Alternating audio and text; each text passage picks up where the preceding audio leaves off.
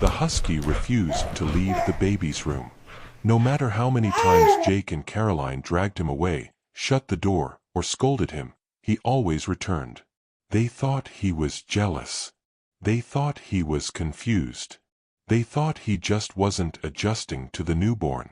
They could never have imagined what he was trying to protect her from. When Ivy was born, 6 pounds, tiny cheeks, delicate lashes, Yarrow had been curious, sniffing gently, keeping his distance. They introduced him slowly, giving him space, letting him acclimate. He treated her with a strange reverence from the start, never touching, never attempting to lick, simply watching her with silent awareness.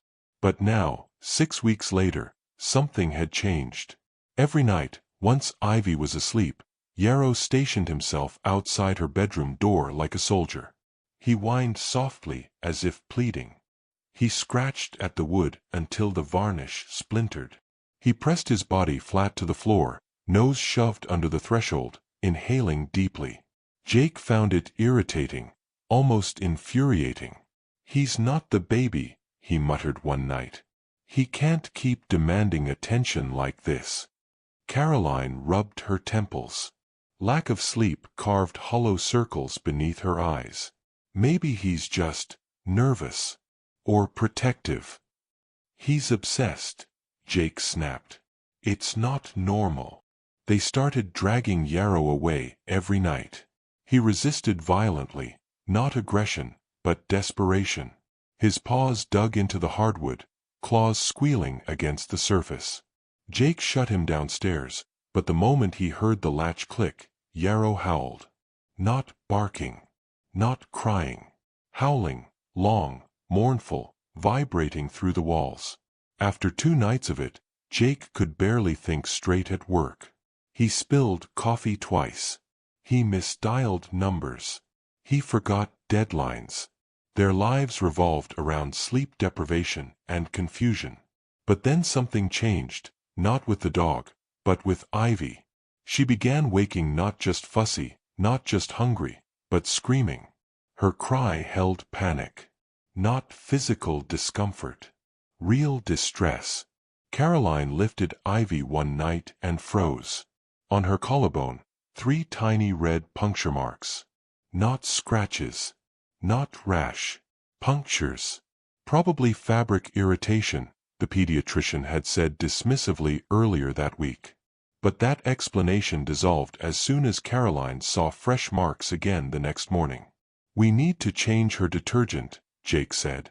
"That isn't detergent," she whispered. Still, he brushed her concern aside.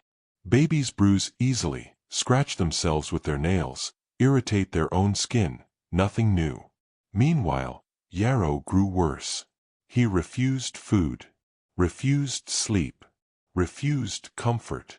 When they carried him forcibly away from the nursery, he dragged his feet so hard that his claws chipped. His chest heaved, breath shaking, and when he wasn't at the door, he stared upward as if tracking something unseen in the walls or ceiling. Caroline began unraveling emotionally. "What if he's reacting to something real?" she whispered. Jake rolled his eyes. "Like what?" "Ghosts." But that night, something happened that tore the floor out from under them. Jake set up a baby monitor camera. He placed it high enough to see the entire crib and part of the wall.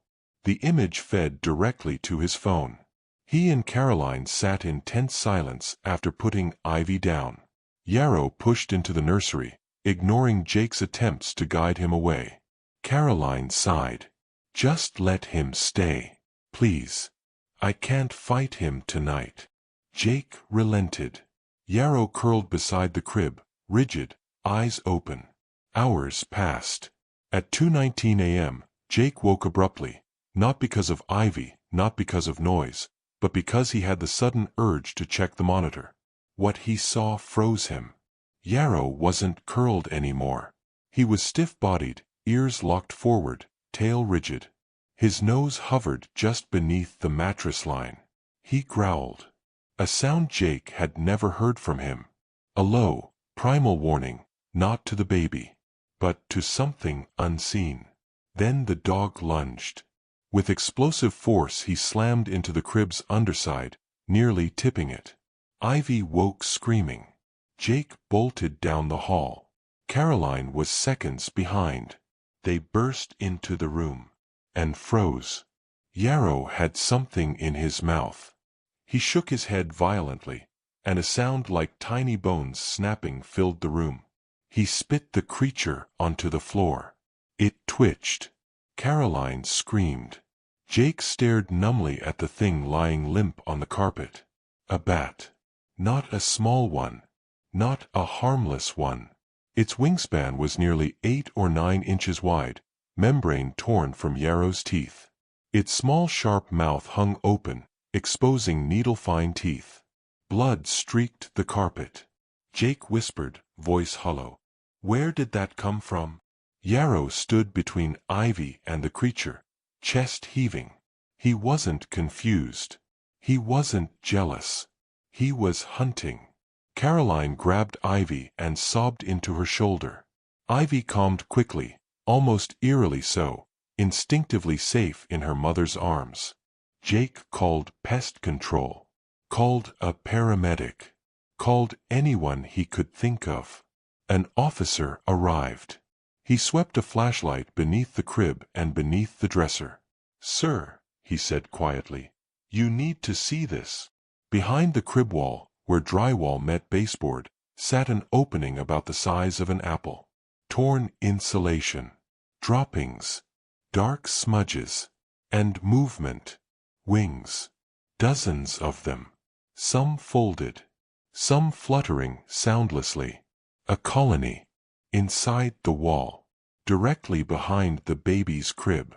The officer knelt. "These aren't random intruders. They've been roosting here for a while." Caroline shook. Jake felt his lungs collapse inward. The paramedic inspected Ivy's earlier marks, fresh under proper lighting. "These aren't abrasions," she said gently. "And they're not from fabric." Caroline felt her knees give. Her voice thinned. "They bit her." The paramedic nodded. "We need to get her to the hospital immediately." Everything blurred after that. Emergency room lights. Doctors in gloves. Long whispered discussions outside the door. Forms. Signatures. Questions Jake didn't know answers to. How many nights had Ivy been exposed? How long had bats been entering her crib? How many bites? Was the colony infected? Could infection already be present? Doctors administered post-exposure treatment. Rabies prophylaxis. Blood panels. Observation.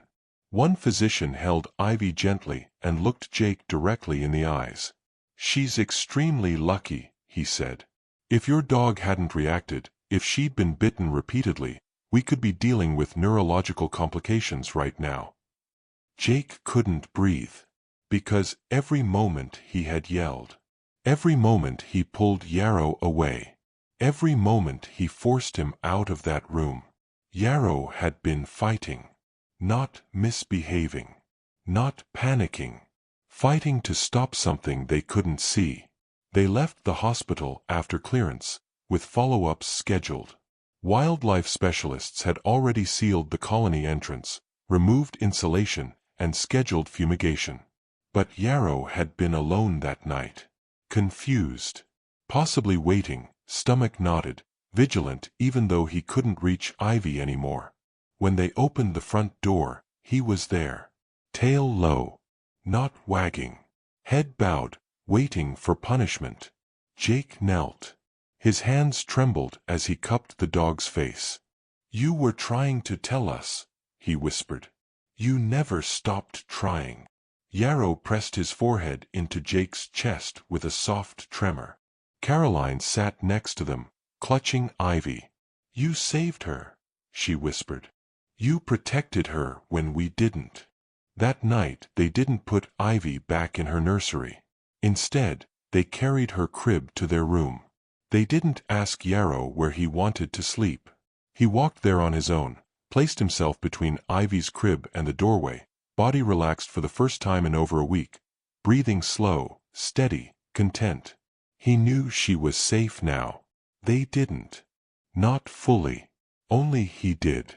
A veterinarian explained later that dogs detect sound frequencies humans cannot. They smell dried blood. They hear scratching behind walls. They sense pheromones from distressed mammals. Instinct tells them what logic ignores. Yarrow never smelled danger for himself. He smelled danger meant for the baby, and responded not with fear, but with duty. People convince themselves that safety is in routines, in locks, in clean bedding, in baby monitors and warm nightlights. But danger doesn't always break windows or rattle doors. Sometimes it travels silently. Sometimes it flies. Sometimes it hides inches from where the most vulnerable lie sleeping. Jake replayed every moment in his head, every frustrated argument, every slammed door, every night he separated protector from child. And he never shook the realization. Yarrow never gave up. Even when punished for trying. Even when misunderstood. Even when pushed away. He returned. Again and again and again. Some dangers are invisible. Some warnings are wordless. Some protectors don't speak. Sometimes loyalty arrives not in declarations, but in persistence. Not in noise, but in presence. Not in convenience, but in sacrifice. 2 weeks later, Ivy slept peacefully again. The wall was repaired. The house was quiet. But no matter where they placed her crib, Yarrow slept beside it. Not restless. Not anxious. Just waiting. Watching. Guarding. Because love doesn't always look soft. Sometimes it looks like claws scraping hardwood. Sometimes it looks like teeth tearing wings. Sometimes it looks like a pair of blue eyes staring into darkness, refusing to move. And sometimes the one we scold, the one we misunderstand, the one we think is causing disruption, is the only one standing between safety and devastation. If this story reminded you of the depth of understanding animals possess, share it. Let people know that sometimes the protector isn't the one speaking the loudest. Sometimes the hero waits silently in the hallway. Sometimes the guardian has fur and trembles when danger comes near, yet stands firm anyway. And sometimes the life you love most is spared only because something wordless refused to stop trying.